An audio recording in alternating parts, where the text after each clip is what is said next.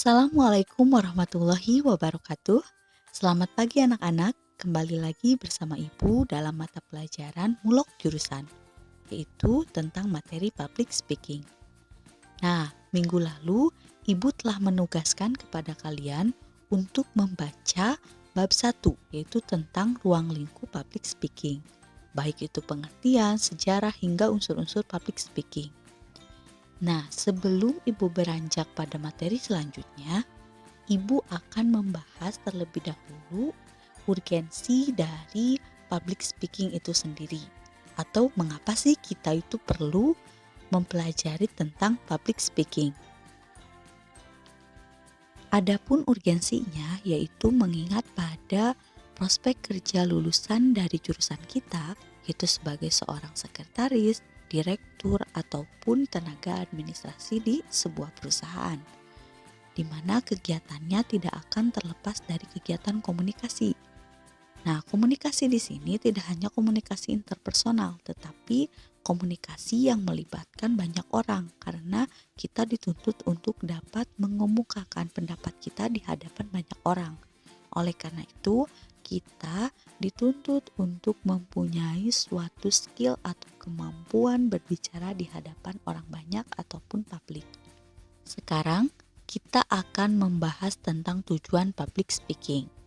Sebelum kita melakukan public speaking, alangkah baiknya kita mengidentifikasi tujuan public speaking tersebut, karena itu akan memudahkan kita dalam menyusun materi yang akan kita sampaikan. Nah, selain itu, kita akan tahu juga bagaimana cara penyampaian yang lebih baik ketika tujuannya tersebut jelas.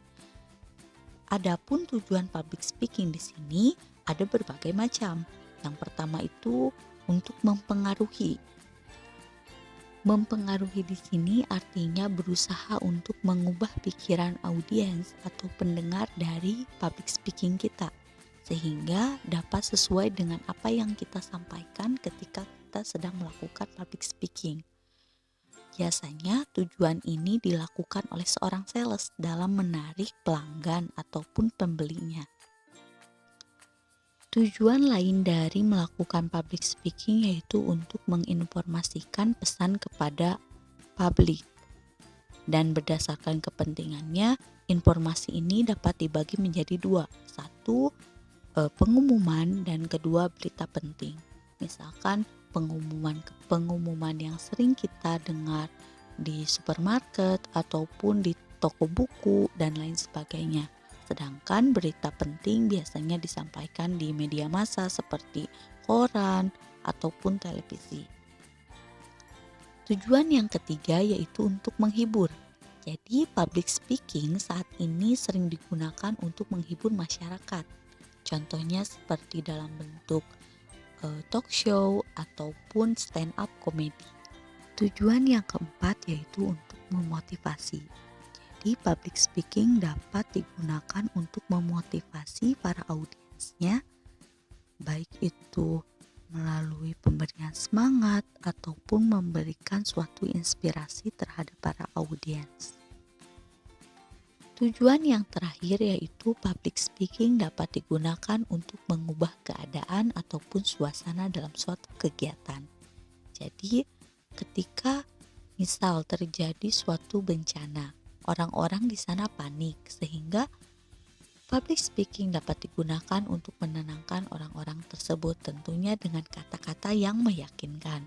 Selanjutnya, contoh lainnya ketika terjadi suatu suasana yang membosankan atau boring dalam suatu pertemuan, maka public speaking dapat digunakan untuk menghidupkan atau menyegarkan kembali suasana dalam kegiatan tersebut.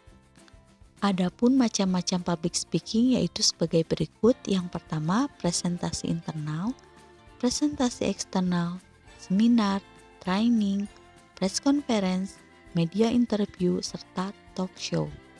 Jadi banyak sekali bentuk dari public speaking tersebut. Nah, di sekolah pun kalian sering menjumpai public speaking. Contohnya presentasi di dalam kelas, kemudian mengadakan suatu seminar ataupun talk show. serta presentasi eksternal. Contohnya ketika kalian studi banding OSIS antara satu sekolah dengan sekolah lain dan kalian menjelaskan tentang bagaimana kepemimpinan ataupun struktur OSIS di sekolah kita. Nah, itu termasuk contoh presentasi eksternal. Banyak sekali manfaat public speaking yang dapat kita rasakan. Yang pertama, dapat mengasah kemampuan berbicara di depan umum. Tentu saja, seiring kita sering melakukan public speaking di depan banyak orang, maka kemampuan berbicara kita akan terus meningkat. Selanjutnya, dapat meningkatkan kemampuan berpikir kritis. Jadi, ketika kita sering mengemukakan pendapat, mendengarkan gagasan orang lain, berdiskusi, maka kemampuan berpikir kritis kita juga akan meningkat. Selanjutnya, meningkatkan kualitas diri. Ketika kemampuan berbicara kita meningkat, kemampuan berpikir kritis kita meningkat, maka kualitas diri kita tentu saja akan meningkat pula.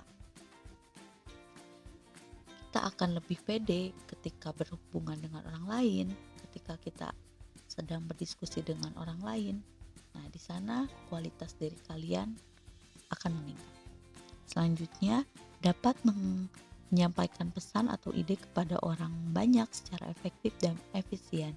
Jadi ketika kita tidak hanya berbicara pada satu orang, tetapi dalam satu waktu kita dapat menyampaikan pikiran kita atau ide kita kepada puluhan orang ataupun ratusan orang. Selanjutnya, dapat mendukung keterampilan leadership. Jadi karena kita di dalam public speaking hanya satu pembicara, maka kita dalam konteks tersebut kita sebagai pemimpin dalam public speaking tersebut. Hal ini dapat meningkatkan keterampilan kepemimpinan kita atau leadership kita. Baik, mungkin cukup sekian yang dapat Ibu sampaikan pada pertemuan kali ini. Semoga apa yang telah Ibu sampaikan dapat kalian pahami, dan jika ada pertanyaan langsung saja bisa dikontak ke WA Ibu, dan jangan lupa tugasnya dikerjakan. Wassalamualaikum warahmatullahi wabarakatuh.